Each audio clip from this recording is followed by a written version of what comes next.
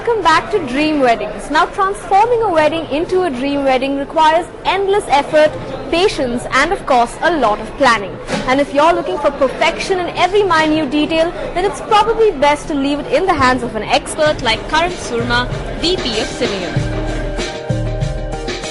Nowadays it's especially important to hire a planner for your weddings, because what it does is it gives the family, it gives the bride and the groom, the most important people on that day, time to really soak in those moments, enjoy themselves and leave all the nitty-gritties, all the detailing to someone else.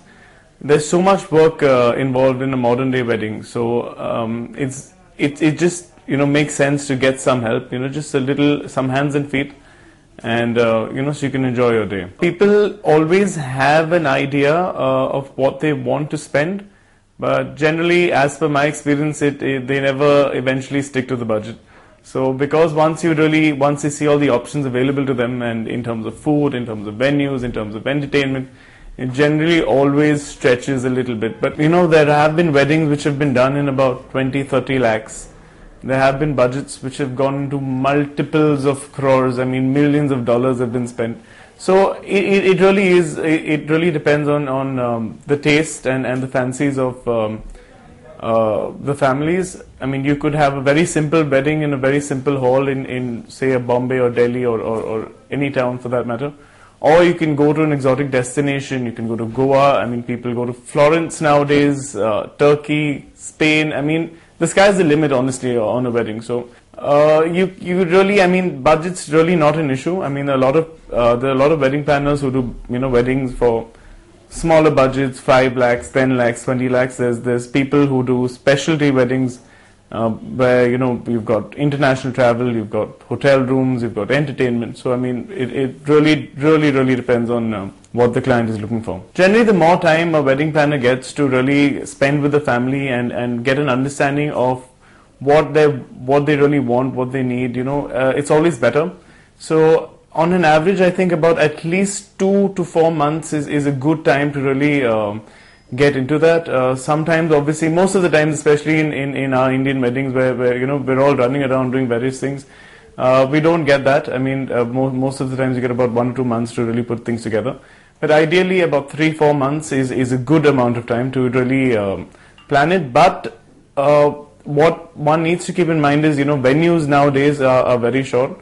So, I mean, if it's through a planner, if a person's doing it directly, I mean, nowadays you need about at least 6, 8, 12 months notice to book venues.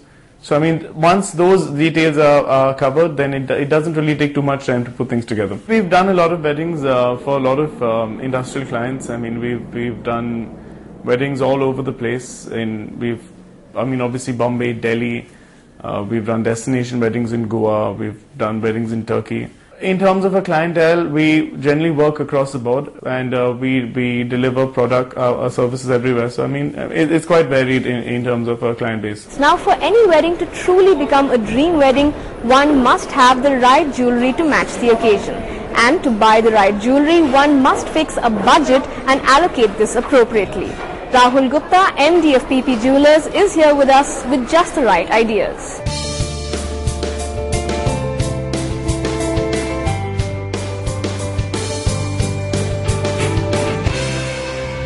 Jewellery खरीदते समय plan करना बहुत जरूरी है।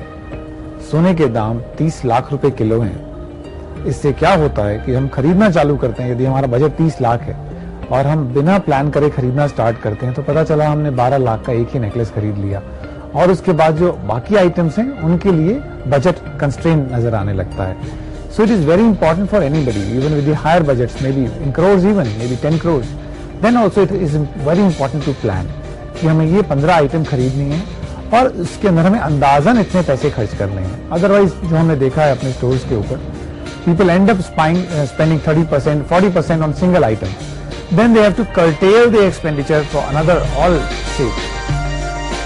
So on a macro level, what I'll say about marriage purchasing is, I'll say always make it value for money. You should see that if you're spending this much, if you're spending say 20 lakhs or a crore even, you should plan that it should create more value. It should create you more items which you can use over the marriage and maybe even the post-marriage kind of situation. There are a few new things which we have introduced, which we have tried to, by virtue of which we have tried to create more value for jewelry for the customer. I'll give a small example. Recently we started putting the name of the person who's receiving the gift on the jewelry, because in case of marriage, the bride's parents give a lot of gifts to the groom's side. That's been very common in our country.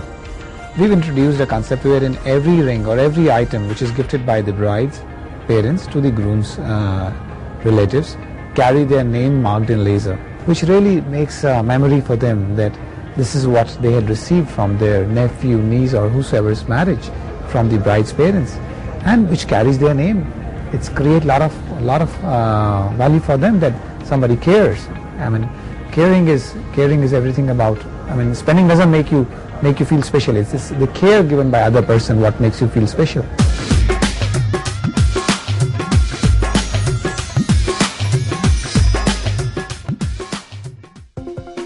Presenting sponsor PP Jewelers. Powered by CNBC Awards, magazine partner Wedding Vows and Better Photography.